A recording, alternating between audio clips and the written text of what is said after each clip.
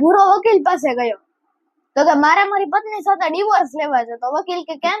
તો કે મારી સાથે 3 દિવસથી બોલતી ને ચાલતી નથી. તો વકીલ કે હજી એકવાર વિચારી લેજો, આવી પત્ની કોકને ભાગ્યે જ મળે. ડોક્ટરોના જીવનમાં થતી કોમેડી જોઈ, ભૂરો પોલીસની ભરતીમાં ગયો અને ત્યાં જે બબાલ થઈ એ જોઈ અને રાજકારણના તદ્દન નવા જોક્સ પણ સાંભળ્યા. હવે વારો છે એડવોકેટ એટલે કે વકીલોનો. નમસ્કાર, આપ સૌનું સ્વાગત છે મારી ચેનલ બિલવમ વ્યાસ છોટુ આર્ટિસ્ટ પર. સબસ્ક્રાઇબર્સ અને વ્યુઅર્સના આભાર સાથે આજે આ વિડીયોને આપણે શરૂઆત કરીએ. જો તમે ચેનલ પર નવા હો તો આ વિડીયોને લાઈક, શેર અને સબસ્ક્રાઇબ કરજો અને બને તેટલી વધુ કમેન્ટ્સ કરજો. કોર્ટમાં ચોરીનો કેસ ચાલતો હતો એટલે જજે ચોરને પૂછ્યું કે તે એક જ દુકાનમાં ચોરી કેમ કરી બીજી વાર?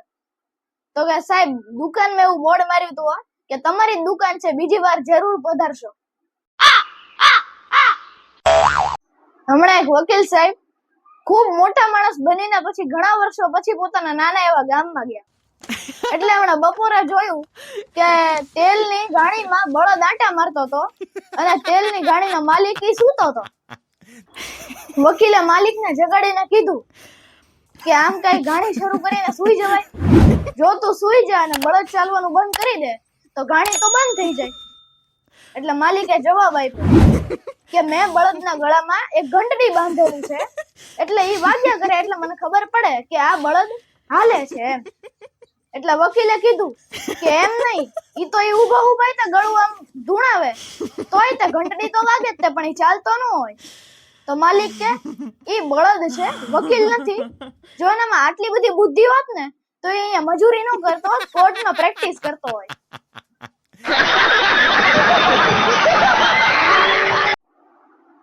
કોર્ટમાં કેસ શરૂ હતો એટલે દલીલો દરમિયાન વકીલે ઊભા થઈને કીધું કે કાનૂનના પુસ્તકના 55માં પેજ મુજબ મારા અસીલને નિર્દોષ મુક્ત કરવામાં આવે. જજ સાહેબે કીધું કે દલીલની ખરાઈ કરવા માટે કોર્ટના કાનૂનનું પુસ્તક પ્રસ્તુત કરો. એટલે કોર્ટમાં કાનૂનનું પુસ્તક પ્રસ્તુત કરાયું અને જજ સાહેબે પાના નંબર 55 ખોલ્યું.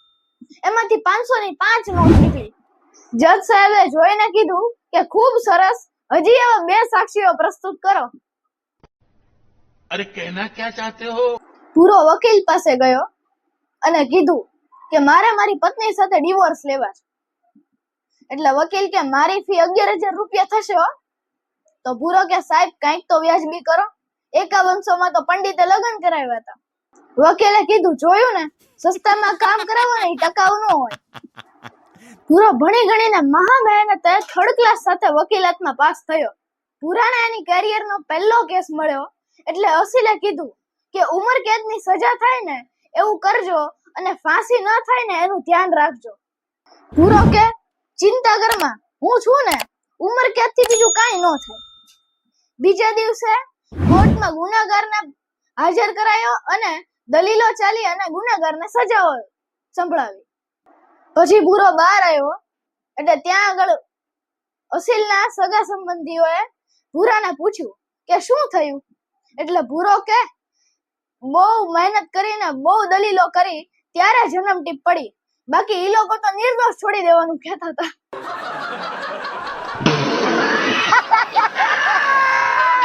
કોર્ટમાં કેસ ચાલતો હતો એટલે જજે સામે ઊભેલી મહિલાને પૂછ્યું કે તમારા પતિનું મૃત્યુ કયા કારણોસર થયું? એટલે પત્ની કે ઝેર પીવાને લીધે. એટલે જજે પૂછ્યું કે તો એના શરીર ઉપર માર મારવાના નિશાનો કેમ છે? તો પત્ની કે ઈ તો ના પાડતો તો એટલે. કોર્ટમાં કેસ ચાલતો હતો એટલે જજે સામે ઊભેલી મહિલાને પૂછ્યું કે તમારા પતિના અંતિમ શબ્દો શું હતા? તમે શું સાંભળીને તેનું ખૂન કર્યું? એટલે મહિલાએ કીધું કે એ બોલ્યા કે મારા ચશ્મા ક્યાં છે સંગીતા? તો જજ કે એમાં મારવા જેવી, ખૂન કરવા જેવી શું વાત છે? એટલે પત્ની કે મારું નામ સંગીતા નહીં, યોગિતા છે. वाह दीदी, वाह दीदी, नहीं दीदी वाह दीदी, what is this? दीदी, दीदी. કોર્ટમાં કેસ ચાલતો હતો એટલે ગુનેગારને સવાલ પૂછ્યો કે તે કેમ પોલીસના ખીચામાં સળગતી દિવાસળી નાખી? એટલે ગુનેગાર કે પોલીસે જ કીધું તું કે જો છૂટવું હોય ને તો ખિસ્સું ગરમ કરવું પડશે. હમણાં એક વકીલે શિક્ષકને કૂવો વેચ્યો એટલે વકીલે શિક્ષકને જઈને કીધું કે આ મેં તમને ખાલી કૂવો વેચ્યો છે, એની અંદરનું પાણી નહીં.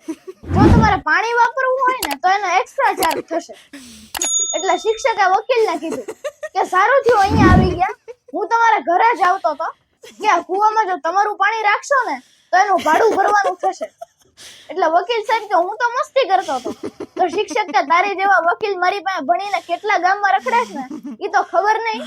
એટલે શિક્ષક શિક્ષક છે અને વકીલ વકીલ છે.